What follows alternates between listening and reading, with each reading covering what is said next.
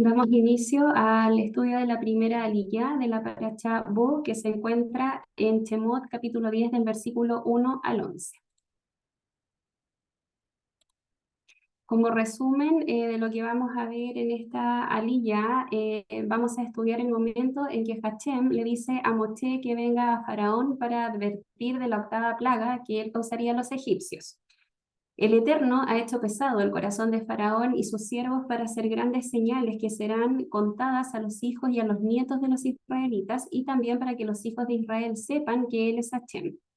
Moshe y Aarón se presentan ante Faraón y le piden que deje ir al pueblo hebreo. Si no lo hacen, vendrán langostas que cubrirán la tierra. Cuando Moshe sale, los siervos le dicen a Faraón que deje que el pueblo sirva a Hachem, porque Egipto será destruido. Hacen volver a Moshe, a Aarón, y el faraón les dice que vayan a servir a Hachem.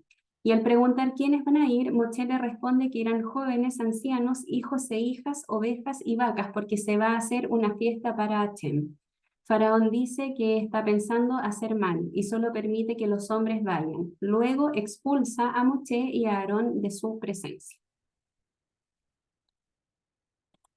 Entonces, para estudiar esta aliyá, vamos a hacerlo en tres partes. Primero vamos a analizar el versículo del 1 al 2, en donde vamos a ver la orden de Hachem para Moshe, para que vaya a advertir a Faraón acerca de esta octava plaga. Luego vamos a analizar del versículo 3 al 6, en donde Moshe y Aarón se presentan ante Faraón. Y por último, del versículo 8 al 11, en donde vamos a ver la respuesta de Faraón ante la advertencia de Hachem acerca de esta octava plaga.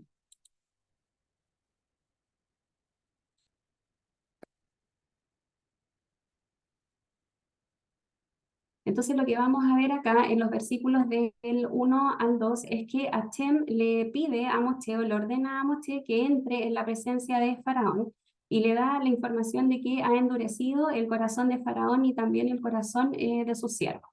A lo largo del relato de Shemot hemos visto en más de una oportunidad que se habla acerca de que Hachem ha endurecido el corazón de Faraón. Pero acá se entrega una información adicional porque también menciona que se ha endurecido el corazón de sus siervos, que hasta este momento no había sido endurecido. Entonces, con respecto a esto, Rachi nos comenta que esta advertencia de la octava plaga no va tanto para Faraón, sino que va más bien a los siervos de Faraón, para que ellos puedan de alguna forma aconsejar a Faraón en relación a que deje liberado al pueblo para que pueda ir a celebrar la fiesta para Hachem, porque saben que acerca de esta octava plaga, que ya es una plaga que podría ocasionar la destrucción total del pueblo de Egipto, que también lo vamos a ver en unas láminas posteriores.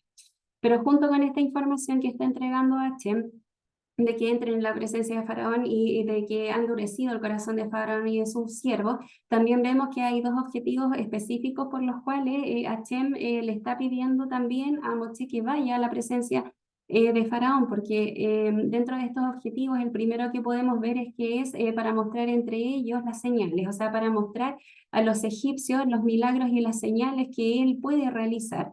Y por otra parte, para que le cuenten a los hijos y a los nietos israelitas las cosas que yo hice en Egipto para que sepan que yo soy Hachem. Entonces también podemos ver a lo largo de la Torá que tenemos en la Torá todos los relatos acerca de todo lo que tuvo que pasar el pueblo de Israel, y también podemos ver todos los milagros que Hachem hizo para poder liberar a su pueblo. Y esto es muy bonito y es muy importante porque en estos escritos y estos relatos nosotros también los podemos conocer hasta el día de hoy. Están escritos también para que nosotros podamos conocer al Dios que servimos, al Hachem, al Creador que es hacedor de milagros y de maravillas, para que nosotros también podamos conocer al Dios que nosotros estamos sirviendo. Es por eso que cuando nosotros celebramos la fiesta de Pesaj, conmemoramos la celebración en la que el pueblo de el pueblo israelita fue liberado de la esclavitud de Egipto, también hacemos un recordatorio de todo lo que el pueblo tuvo que sufrir y cómo con mano poderosa Hashem los liberó de la esclavitud, porque esos hechos, todo lo que el Eterno ha hecho con nuestro pueblo, también a nosotros nos ayuda a acrecentar nuestra fe, a saber en quién estamos confiando, que como decíamos anteriormente es un Dios de milagros y hacedor de maravillas. En cuanto a cuando nosotros nos referimos a que Hashem ha endurecido el corazón de Faraón, que también, como decíamos anteriormente, lo hemos visto en más de una oportunidad, con respecto a esto nosotros nos hacemos la pregunta de qué significa que Hashem haya endurecido el corazón de Faraón. Para poder responder a esto, vamos a retroceder a una parachá anterior, que es la parachá Shemot, en donde encontramos la información de cómo Hashem se reveló a Moshe en el arbusto ardiente. Entonces, cuando Hashem se revela a Moshe, le ordena que debe ir o que debe regresar a Egipto para que pueda liberar a su pueblo, porque la redención sería ocasionada por 5 razones. Hay un Midrash que nos dice que la redención de Egipto viene por estos 5 factores. Primero, por el sufrimiento por el cual estaba pasando el pueblo de Israel, y ese mismo sufrimiento había llevado a que ellos pudieran hacer techubá. También dentro de los factores por los cuales se va a ocasionar la redención del pueblo es por el mérito de sus antepasados. También debemos recordar todas las promesas que había realizado Hashem a nuestros patriarcas. También como factor vemos la misericordia de Hashem. Y por último, y el quinto factor, es que el arribo del tiempo destinado ya había llegado. Acerca de esto, un Midrash nos comenta que habían pasado 210 años de esclavitud en el pueblo egipcio, 200 años de opresión, de esclavitud, como decíamos anteriormente, y dice que esta opresión y esta esclavitud que sufrió el pueblo fue tan fuerte, fue tan intensa durante estos 210 años, que compensa la diferencia de años que faltaban para que se cumplieran los 400 que habían sido determinados. Y que es por esta razón que Hashem decide que la redención del pueblo ya tiene que ser realizada, y es por eso que se revela a Moshe y le da la orden de que debe regresar a Egipto para poder liberar a su pueblo. Con respecto a esto, también vamos a leer en Shemot capítulo 3, versículo del 19 al 20, que nos dice: Mas yo sé que el rey de Egipto no os dejará ir sino por mano fuerte, pero yo extenderé mi mano y heriré a Egipto con todas mis maravillas que haré en él, y entonces os dejará ir. Entonces lo que podemos analizar de este versículo es que Moshe, antes de entrar a Egipto, ya tenía la información de las plagas que iban a venir sobre Egipto. Tenía la información de que Faraón no los iba a liberar en forma inmediata, y que en la última plaga, que sería la muerte de los primogénitos, sería el momento en que Faraón los dejaría partir. Entonces, ante esto surge una pregunta, y esta es si Faraón tenía libre albedrío en esta situación que estaba ocurriendo, y el castigo a través de las plagas. Y también surge una segunda pregunta, porque si Faraón no estaba actuando con libre albedrío, ¿por qué Hashem castiga a Faraón? Ya, esta pregunta surge en el fondo porque si ya se sabía cuál iba a ser la respuesta de Faraón, entonces ¿por qué Hashem lo estaba castigando si él no estaba actuando con libre albedrío? Para poder responder a estas preguntas, vamos a ver lo que nos dice el Rambán acerca de esto. Y el Rambán nos dice que, entendiendo que Faraón tiene responsabilidad en los actos cometidos en contra del pueblo de Israel, el castigo no sería porque su respuesta es negativa, o sea, no sería por la negativa de liberar al pueblo de Israel, sino que más bien sería por lo que él había hecho hasta ahora en contra del pueblo de Israel. Debemos recordar que nuestro pueblo, durante el tiempo que vivió en Egipto, fue maltratado, ya fue maltratado, había una opresión como trabajadores, había una dureza del trabajo. Entonces acá, no sé, la queja que tenía el pueblo de Israel no iba por el lado de que tenían que trabajar, sino que más bien la queja era por la dureza del trabajo. Y esta dureza del trabajo que era impuesto a los israelitas tenía una motivación malvada y tenía una motivación cruel detrás, porque debemos recordar que el pueblo de Israel iba a ser es un pueblo, es una nación próspera que se iba a multiplicar, que iba a ser numerosa. Por lo tanto, el pueblo de Israel iba a bendecir al mundo con la Torá.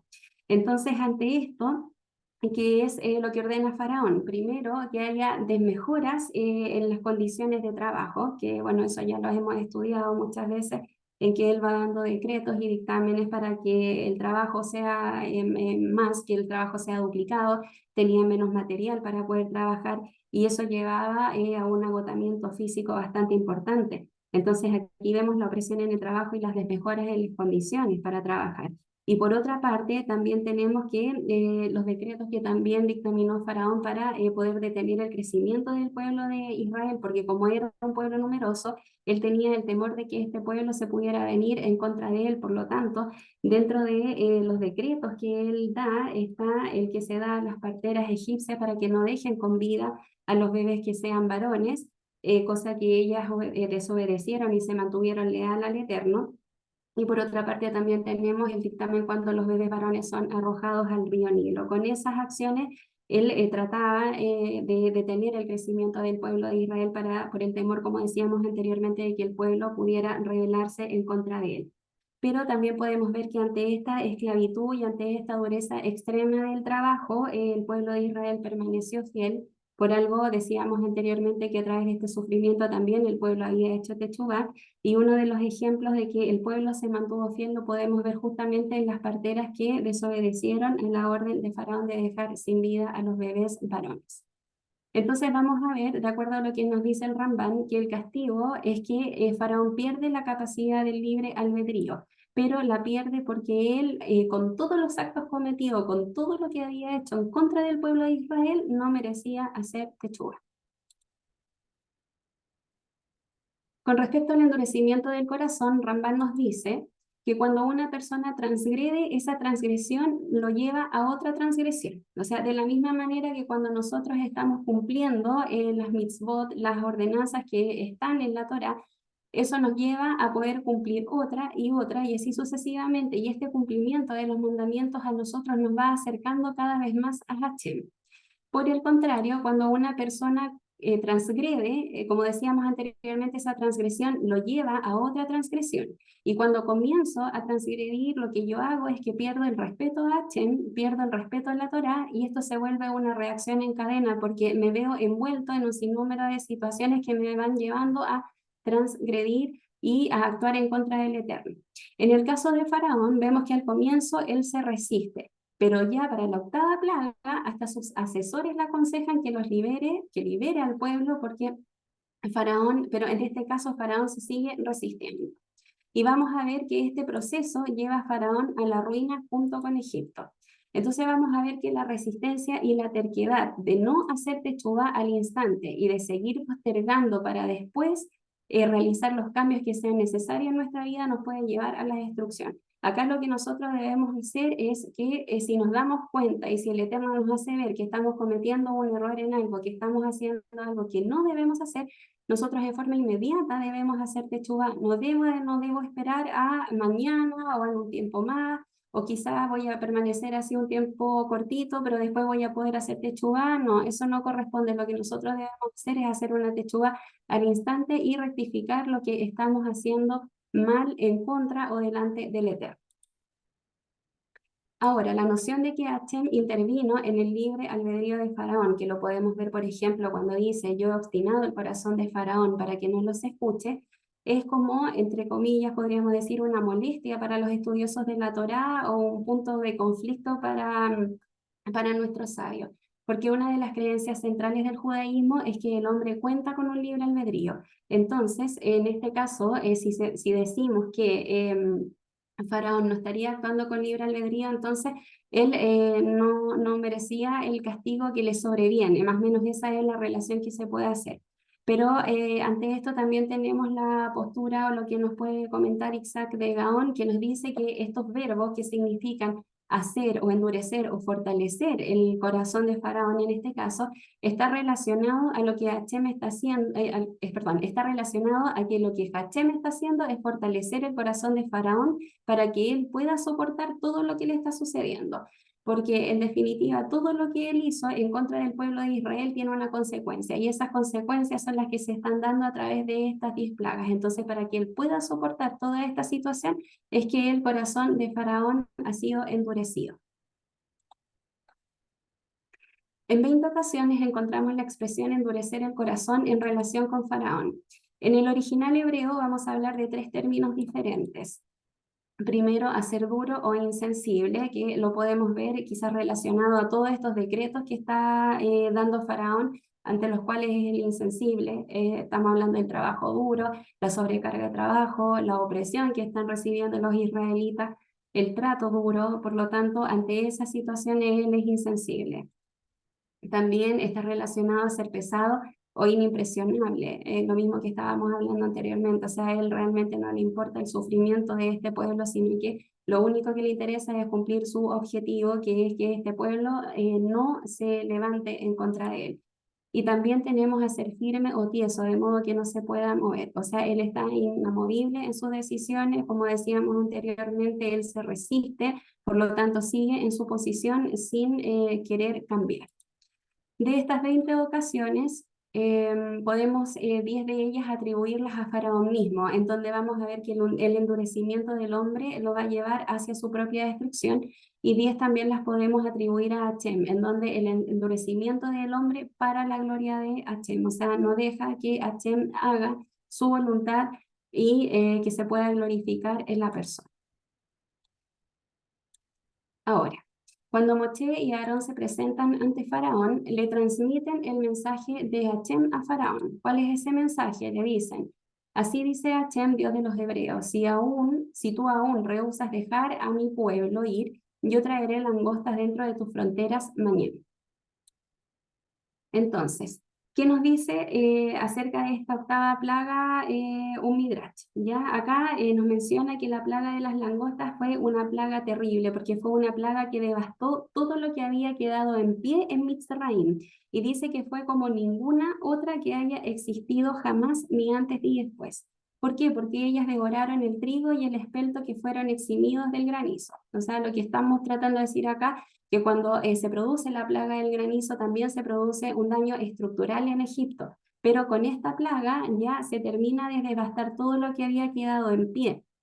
Por lo tanto, las langostas llenarán tus casas, las casas de tus sirvientes y de todo Egipto. Será una plaga cuyo parecido nunca fue experimentado por tus padres ni por los padres de tus padres.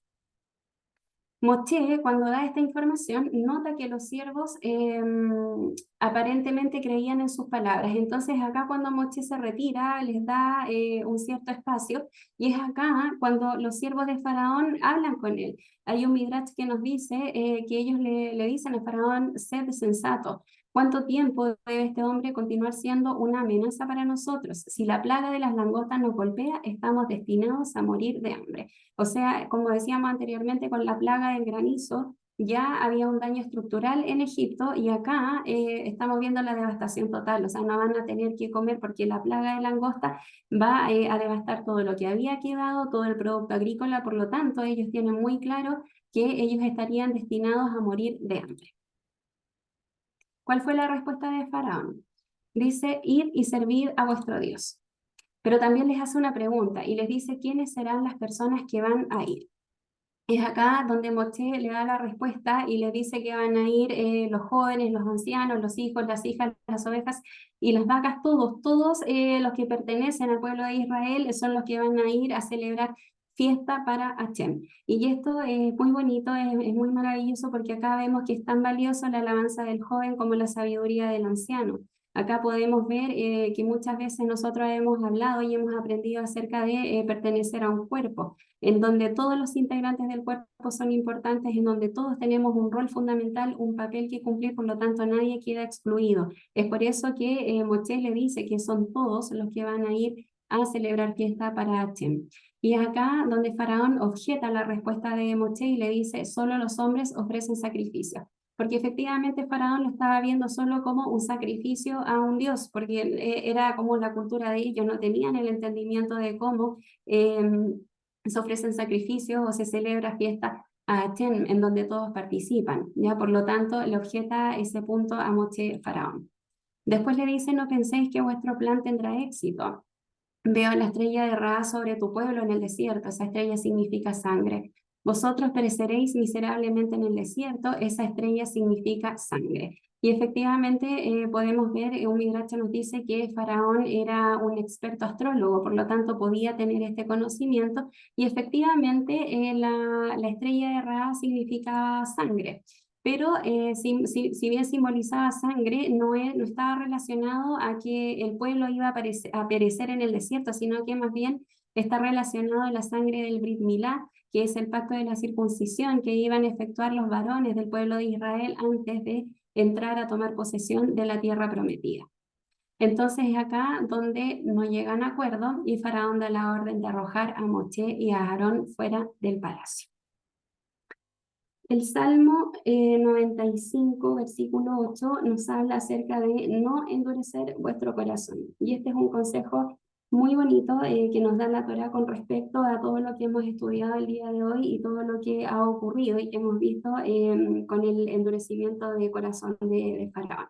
Cuando el Eterno nos dice a nosotros en su palabra que no endurezcamos nuestro corazón, lo que nos está diciendo es que nosotros no debemos de actuar con lo peor que nosotros podamos tener.